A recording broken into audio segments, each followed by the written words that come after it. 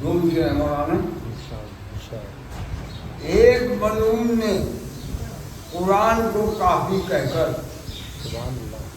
ایک ملعون نے قرآن کو کافی کہہ کر ایک اسلام تھا ٹکڑے 72 کر دیے۔ ایک ضرور ہے جو محمد مولانا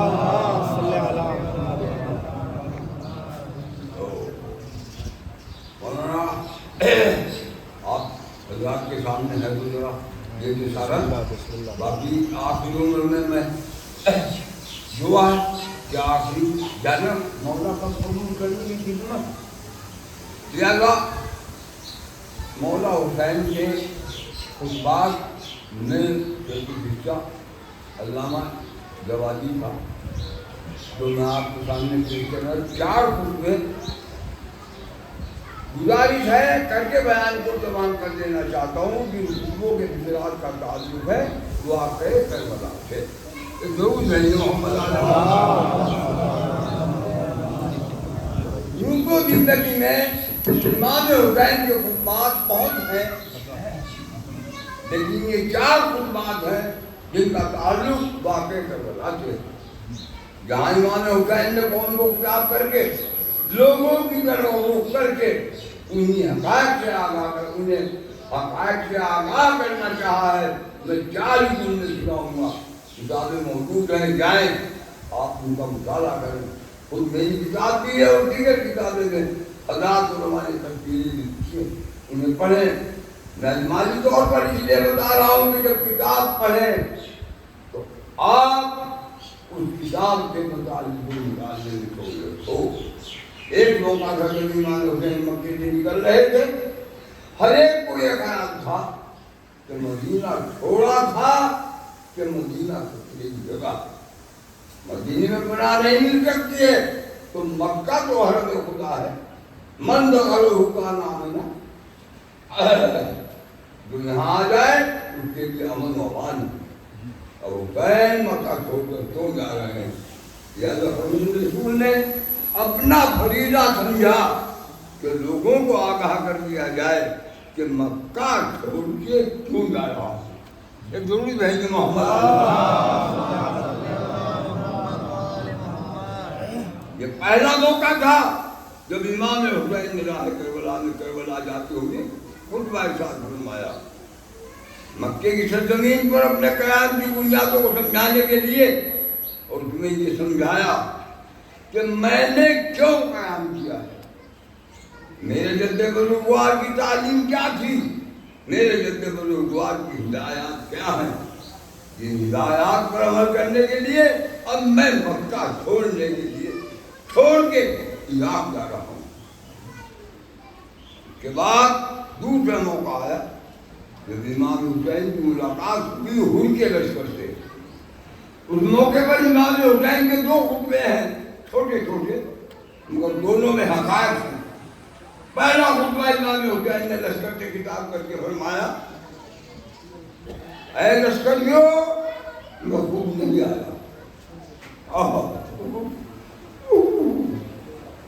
جو تم میرا راستہ روکنے آئے ہو، تمہارے خطوط میرے پاس آئے ہیں، تم نے مجھے بلایا ہے، تم نے مجھے وطن سے باہر نکالا ہے، اور اس کے بعد تم میرا راستہ روکنا چاہتے ہو۔ آخر یہ کون سا طریقہ؟ امام کی اس مختصر خطبے کا بہرحال اتنی مقدار میں اثر یقیناً ہوا کہ جب وقت نماز آ گیا اور نماز کے لیے امام نے فرمایا کہ ہو میں نماز ادا کرنے جا رہا ہوں، تم بھی اپنی قوم کے ساتھ اپنے سپاہیوں کے ساتھ نماز ادا کر لو۔ کہ مسلمان تم بھی ہو، کلمہ پڑھتے ہو، اور ہر مسلمان کو نماز پڑھنا چاہیے۔ انہوں نے کہا بالرسول یقیناً یہ میرے سپاہی ہیں، میں ان کا سردار ہوں، میں ان کا امیر و رئیس ہوں، مگر یہ ناممکن ہے کہ آپ کے ہوتے ہوئے میں نماز پڑھوں۔ ایک ضرور بھیجے محمد، آپ نماز پڑھائیں گے، میں بھی آپ کے پیچھے نماز پڑھوں گا، اور یہ لشکر بھی پڑھے گا۔ یہ امام حسین کے خطبے کا پہلا ترجمہ۔ جہاں امام حسین نے نماز پڑھائی اور جب نماز تمام ہو گئی تو اس کے بعد پھر گفتگو شروع ہوئی، یہاں تک کہ نماز جیسے تمام ہو گئی۔ اب لوگ آگے بڑھنا چاہتے ہیں تو پھر امام حسین نے ایک مختصر سا خطبہ ارشاد فرمایا، تم لوگوں کو معلوم ہے کہ میرے جد بزرگوان نے فرمایا تھا کہ اگر کوئی ظالم بادشاہ کو دیکھے جو حرام خدا کو حلال بنا رہا ہے، عہد خدا کو توڑ رہا ہے، پیغمبر اسلام کی کردار کی مخالفت کر رہا ہے، اس کے بعد چپ رہ جائے تو قابل ہے کہ خدا اس کو جہنم میں ڈال دے۔ ایک درود ہے محمد۔ اور تمہیں معلوم ہے کہ یزید کا کردار کیا ہے، تمہیں معلوم ہے کہ تمہارے حکیم کا کردار کیا ہے۔ میرے جد بزرگوار کی ہدایت ہے کہ ایسے موقع پر مسلمان خاموش نہیں رہ سکتا ہے، لہذا قیام واجب ہے، میں اپنے واجب کو ادا کرنے کے لیے اٹھاؤں۔ تیسرا موقع ہے کربلا کے میدان میں امام حسین نے روز عاشورا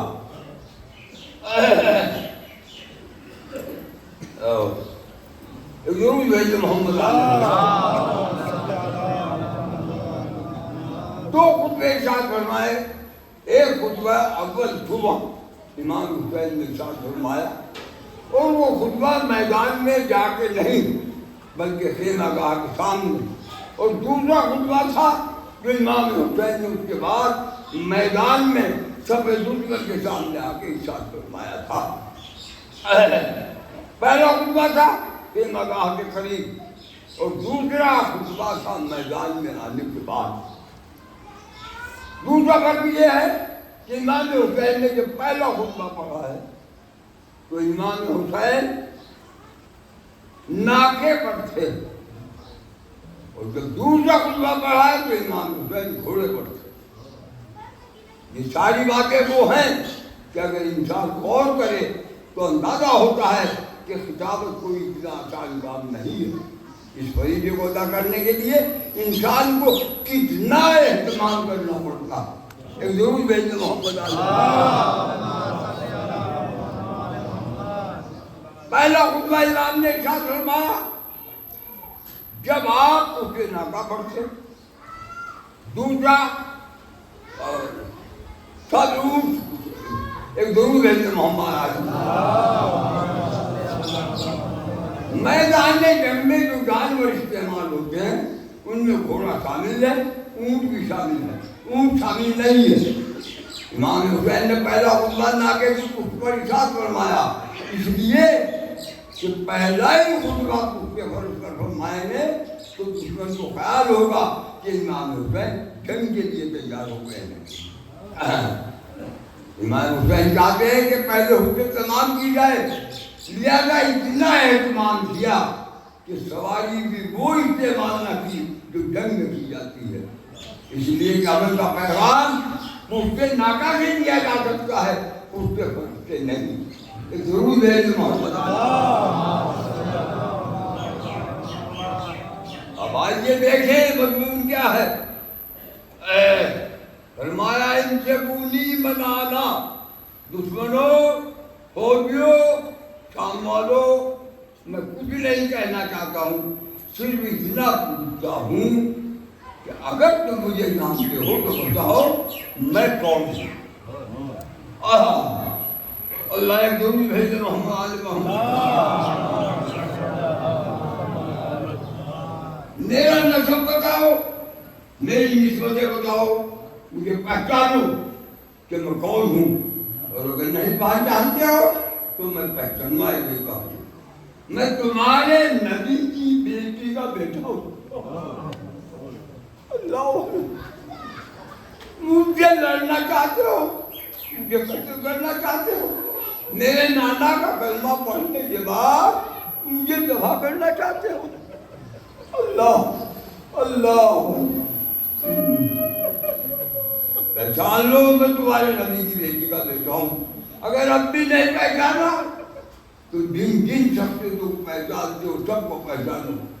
نبی کو جانتے ہو تو میرے نانا،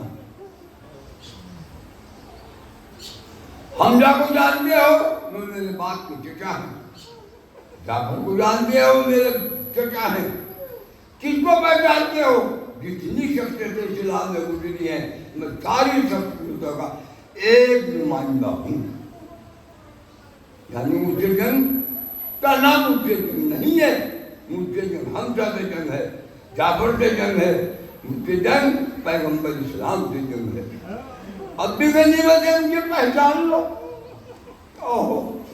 لیکن اس کا کیا جواب ملا وہ آپ کو معلوم ہے. حملے اولا شروع ہو گیا اور نتیجہ یہ ہوا کہ ایمان کے مقتل میں آئے اور آپ نے اپنے چاہنے والوں کو دیکھا تو 50 لاشیں چاہنے والوں کو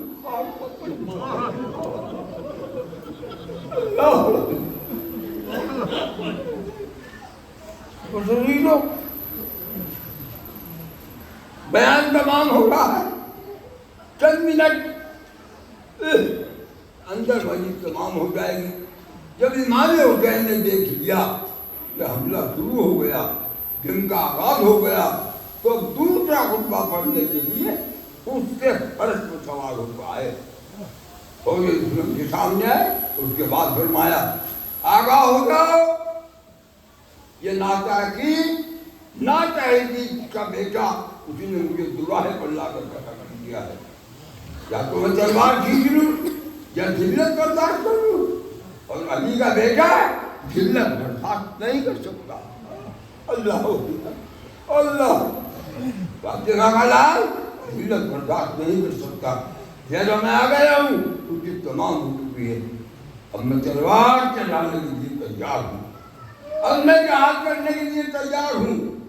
یہ ہے امام حسین کے خطبوں کا خدا تھا جو میں نے آپ کے سامنے عرض کر دیا, مگر اس کے ایک لفظ نے کتنا اثر کیا. جب درے خیمے کے قریب خطبہ پڑھ رہے تھے تو آواز خیمے میں جا رہی تھی. قرآن بپا ہو گیا. سیدانیوں میں بیویوں میں ارے مولا مرنے کی خبر سنا رہے ہیں, شہادت کی خبر سنا رہے ہیں. یہ نتیجہ ہوا کہ ہر خاتون کا جذبہ قربانی جوک مارنے لگا. میں سیدانیوں کا ذکر نہ کروں گا. علی کی بیٹیوں کا کردار تو بہت بلند ہے. جو باہر کے افراد ہیں ان کے حسین کی تقریر کا اثر کیا ہوا, بس 3 جملے سنے اور اس کے آگے کچھ گزارش نہ کروں گا. ایک منظر یہ دیکھا کہ جب بیٹا میدان میں جانے لگا اور ایک لمحے کے لیے ٹھہر کے زوجہ سے باتیں کرنے لگا تو ماں نے بات کے بعد بیٹا ارے کیا زوجہ سے باتیں کرنے کا وقت ہے, جا اور جا کے مرد رسول کی قدموں کو قربان ہو جا, ورنہ اگر بنی ہاشم کا کوئی بچہ بھی کام آ گیا تو میں شہزادیوں کو منہ دکھانے کے لائق نہ رہ جاؤں.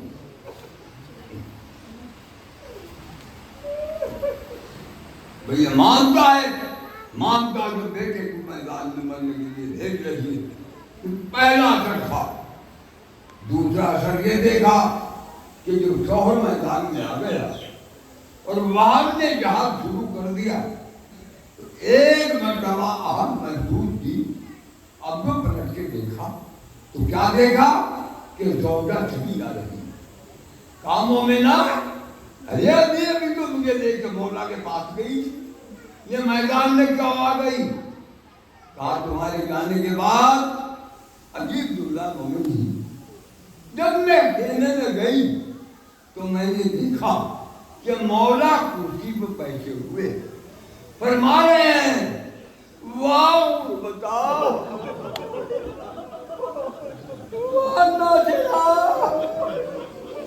ارے نصیب ہو گیا میرا کوئی نصیب ہے.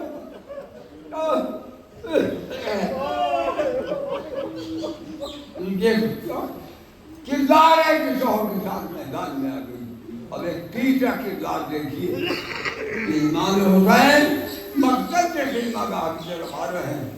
دیکھا خیمے کا پردہ اٹھا اور ایک بچہ کہ نہیں چل رہا آگے ہوئے بچے کو دیکھ کر آگے اے میرے علی اس بچے کو تو روکو، دیکھیے کہاں جا رہا ہے؟ حبیب آگے بڑھے، بچے کو کلیجے لگایا، کہا بیٹا کہاں جا رہے ہو؟ کیا ارادہ ہے؟ کہا جا رہا ہوں مولا کے قدموں میں اس کا قربان کر دیں۔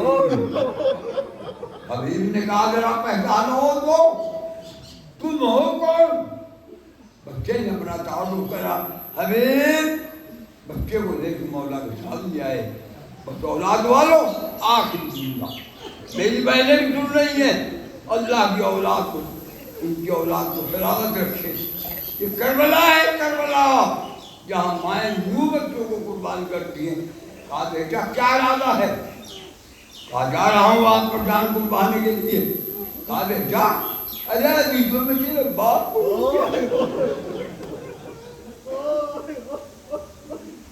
اے میرے لال تیری ماں کے لیے تیرے باپ کا صدقہ بہت کافی ہے۔ باپ یہ نیا غم کیوں دینا چاہتا؟ کہا مولا یہ کیا فرمان ہے؟ مجھے سجایا کس نے ہے؟ مجھے میدان میں جانے کے لیے تیار کس نے کیا ہے؟ میری ماں نے مجھے سجا کے بھیجا ہے۔ حسین روکنا چاہتے تھے کہ پتے پردہ سے آواز آئی، مولا ارے کیا بیوہ کا ہتھیہ قبول نہ کرو؟ رچنا کیجیے گا۔ سنو تاریخ کربلا، ایک واقعہ جسے مسلم کا لال ابن جنازہ کا میدان میں آیا، جہاد کرتا رہا، ماں میرے خیمہ کو کھڑی ہوئی آواز دے رہی، شاباش میرے لال، شاباش میرے لال، مولا کو قربان ہو جا بیٹا، تاکہ ماں مجھے کھانے کے لائق ہو جائے۔ بیٹا جنگ کر رہا تھا، ایک مرتبہ ظالموں نے گھیرا، جب بچہ خاک پر ملا، سر قلم کر کے ماں کی طرف پھینکا، ماں نے بچے کا سر اٹھا، خون کو صاف کیا اور مقصد کی طرف پھینک دیا اور آواز دی، ہم تو اللہ کی راہ کو قربان اللہ